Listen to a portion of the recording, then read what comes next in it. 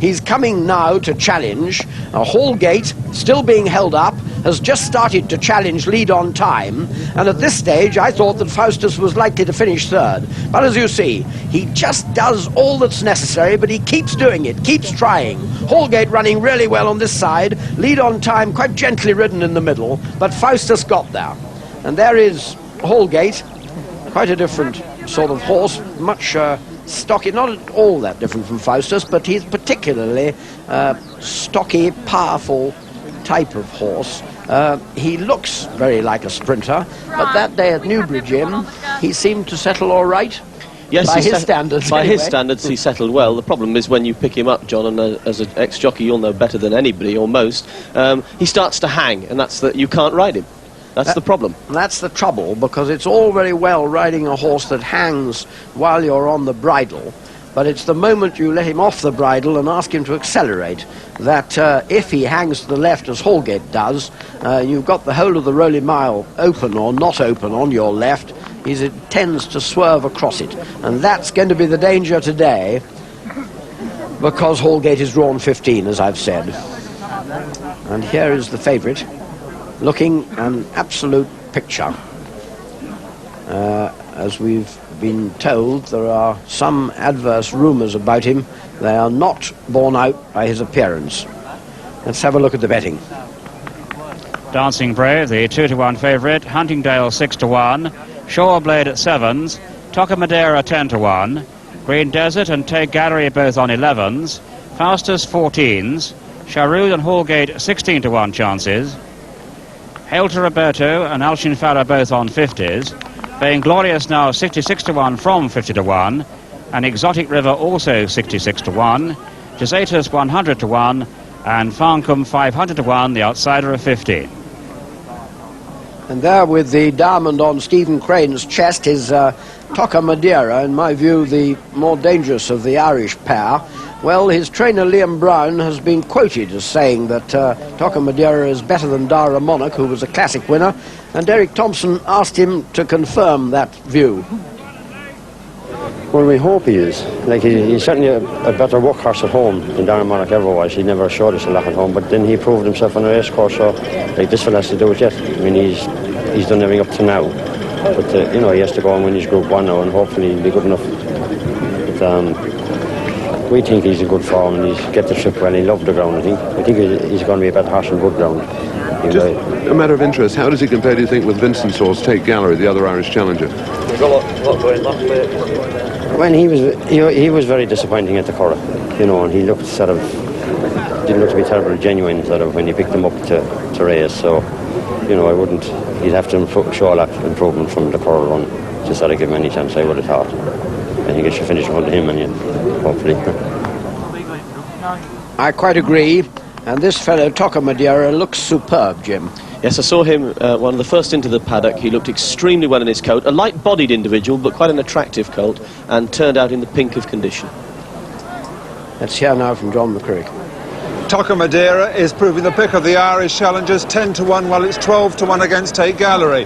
Now this 2-to-1 you can get Dancing Brave. Despite the stories and the rumours, it had not been working well at home. That's not been reflected on the course, because every time a bookie goes 85 to 40, the agents and the punters go into it. 2-to-1 is the best price you can get, though occasionally 85 to 40. 6-to-1 now, Huntingdale is clear second favourite, over Shoreblade at 13-to-2. You can get 12-to-1 Green Desert, 12-to-1 Faustus, 16-to-1 Charroud, 20-to-1 against Hallgate, but it's Bottle, this favourite Dancing Brave, despite those rumours. Well, I'm rather glad that they've dismissed the rumours. Well, Shoreblade, who we're looking at, would be Brent Thompson's first English Classic winner, and Derek Thompson asked Brent how confident he was of reaching that landmark.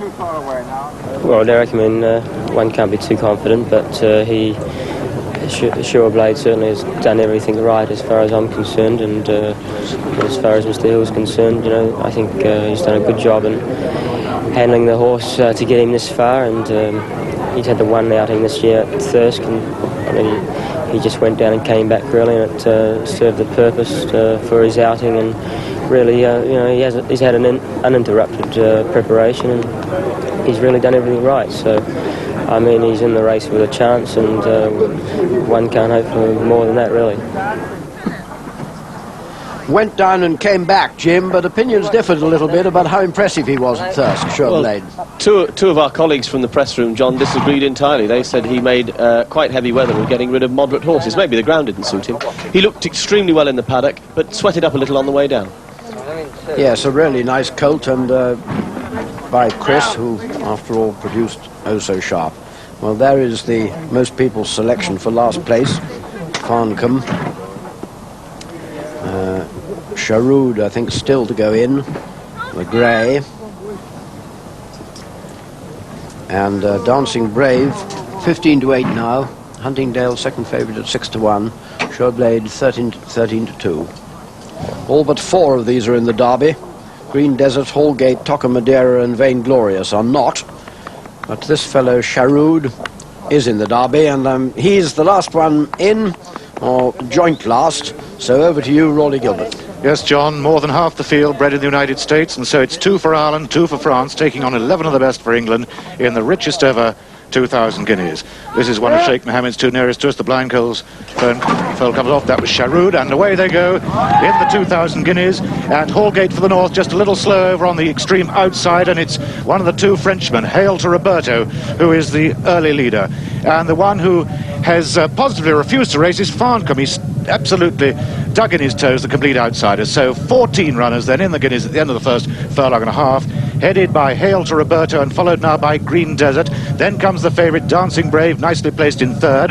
Hallgate has made up ground now to go into 4th. On the near side is Sharud. On the inside of him in the same ownership is Sure Blade. Then with the yellow sleeves just tracking the leaders on the inside, that is Vainglorious.